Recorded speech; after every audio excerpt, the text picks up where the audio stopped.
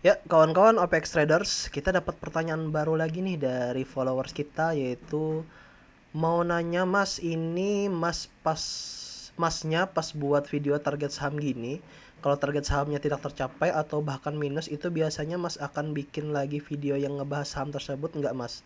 Atau dilupakan saja karena itu cuma target pribadi, mungkin contohnya di saham Jati. Oh iya, kemarin Jati kita belum sempat bikin videonya ya, karena kita akan bahas dulu dari kenapa kita nggak bahas, terus apakah kita minus. Kita lihat lagi di grafiknya kembali ya, agar kita bisa cek. Sekali lagi buat kawan-kawan, kalau ada pertanyaan, kalau ada yang ingin ditanyakan, kalau ada yang perlu dibahas, bisa langsung di kolom komentar. Nanti kalau emang bahasannya worth it untuk kita bahas panjang lebar, nanti aku bikinin videonya seperti ini ya guys. Untuk Kak Aikiloa, terima kasih atas pertanyaannya. Kita coba cek dulu kemarin itu kenapa kita nggak sempat bikin video dari Jati ya. Kita lanjut ke chart dulu ya. Nah, untuk Jati kemarin kita bahas itu di tanggal 26 ya, ketika ada akumulasi dari smart money yang lumayan tinggi di harga ini, udah pernah kita tandain ya. Di harga penutupannya itu kemarin closing di harga 145 di bawah sini guys. Nah, ini aku rekomendasikan kemarin di video, bisa cek videonya itu ya di bagian bawah Jati ini di tanggal 27.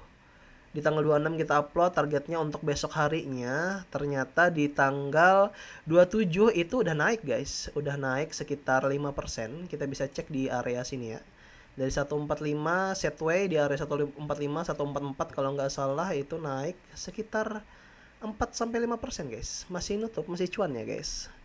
Jadi dari kata-kataku juga di video 3 sampai 5% langsung keluar aja kalau cuan. Kalau di bawah 10% anggap rezeki. Kawan-kawan yang ngikutin pasti cuan guys. Tapi untuk tanggal 26 kemarin, tanggal 27 kemarin itu market sepi banget ya. Aku sempat update juga kan kalau market lagi sepi, nggak ada yang perform besar juga, jadi aku memutusin untuk ngepantau wifi kemarin tuh. Kemarin juga udah cuan tapi aku nggak sempat update, dan ternyata besoknya ada demo besar-besaran dan itu aku kelupaan sama sekali makanya jadi lupa ngebahas si Jati apakah cuan atau enggak. Tapi di sini kita udah cuan ya guys. 2 sampai 3% target kita, dan itu sudah tercapainya 4%-nya, dan besoknya dibanting besar-besaran karena demo. Ya, kaderullah ya guys, itu kita nggak bisa prediksi apakah dibanting atau enggak, dan keadaan demo kemarin besar-besaran juga kita nggak bisa prediksi ya. Tapi alhamdulillah udah balik kembali ya. Tidak ada yang bermasalah, IHSG juga udah sehat lagi walaupun minus di hari ini ya, di tanggal 10. Jadi ya, kita nggak bisa prediksi, tapi ya semuanya kembali seperti normal seperti biasa. Ini juga menurutku nggak minus guys, karena setiap saham yang aku rekomendasikan itu adalah saham-saham jangka panjang yang ada potensi jangka pendeknya. Jadi misal di saham Jati ini kita bisa bikin breakdownnya ke belakang ya. Dan terima kasih juga atas pertanyaannya, jadi aku bisa ngebahas lebih lanjut lagi, dan juga ada konten harian yang bisa kita update guys. Jadi terima kasih banget untuk Kak siapa tadi, Aikiloa ya. Jadi untuk Jati kenapa aku pilih saham ini? Karena satu, ada frekuensi besar-besaran di bawah, yang dimana dari frekuensi besar-besaran ini biasanya ada pergerakan yang signifikan penambahannya. Dan aku tarik ke belakang, kalau kita tarik ke belakang itu adalah kenaikan pertamanya. Di sini potensinya itu adalah bendera ya. Kalau dibilang teknikalnya, ini membentuk area bendera yang dimana akumulasinya itu semakin tinggi.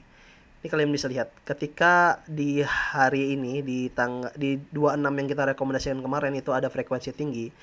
Setelahnya juga ada frekuensi tinggi, setelahnya lagi ada frekuensi lebih tinggi. Diiringi dengan akumulasi dari bandar forens yang warna biru ini juga semakin tinggi, kalian bisa lihat.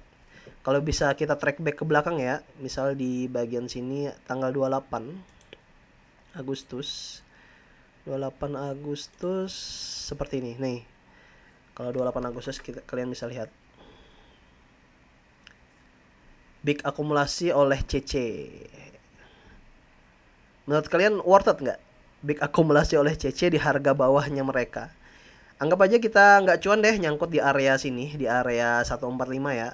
Kita anggap ya, karena Mungkin pertanyaan tadi karena dia nyangkut atau enggak kita nggak tahu, tapi anggap aja kita nyangkut di area sini, minusnya sekitar 8% sampai 10%, tapi akumulasinya semakin besar, yang akumulasi juga CC, terus frekuensinya semakin besar setiap harinya, ditambah dengan batas dari MA 100-nya itu tidak ditembus oleh bandar. Menurut kalian, apakah yang akan terjadi di hari selanjutnya? Kalau menurutku ini masih mantap banget untuk kita masukin di area bawah ini. Karena apa? Karena akumulasi yang masif. Kalau kalian lihat juga tidak ada yang ngebuang barang, guys. Coba kalian lihat di area sini ya. Yang buang barang malah si XL, PD, yang dalam tanda kurung ya mereka adalah retail-retail yang nyangkut gitu. Nyangkutnya pun pasti nyangkut di atas, dan aku ngerekomendasinya udah di paling bawah ini, tidak tidak terlalu bawah kan. Karena aku sudah memprediksi bahwa kalaupun ada penurunan itu cuma 10% sampai mungkin 20% paling besar gitu. Terus di bagian 10%-nya, di 20%-nya itu ada penghalang, ada resistennya. Ada tim supportnya di bawah sini yaitu MA 200 yang dijagain banget oleh bandar. Terus kalau kalian menunggu aja beberapa, mungkin 1 minggu lagi mungkin atau 1 bulan lagi, ini bakalan naik habis-habisan nih guys.